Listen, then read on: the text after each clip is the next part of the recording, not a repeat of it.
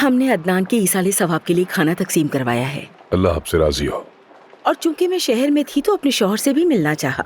वो तो अम्मी को कब्रिस्तान से घर लेकर आ गए थे ना वापस। अब ये नहीं पता यहाँ आए कि नहीं। उमर। जी आदिल साहब।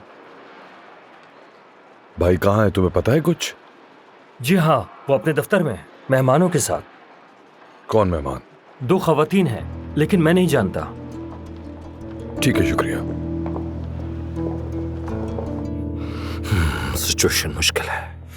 अब्बास अब्बास सब बकवास है। तुम्हें अंदाजा भी है तुम क्या कह रही हो मेरे सामने? आपने मेरी मासूम बहन की इज्जत खराब की है। अब आपको ये ठीक करना होगा। सुन रहे हैं? आपको ये ठीक करना होगा। आवाज नीचे रखो अपनी, तमीज से बात करो। ये प्रेग्नेंट है, आपके बच्चे की माँ बनने वाली है और आपको इससे शादी करनी होगी। कैसे मालूम कि ये मेरा बच्चा है?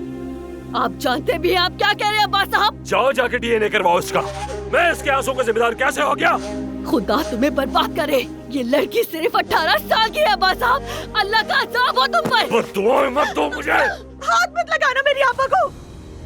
ये आवाज? मुझे भी नहीं पता।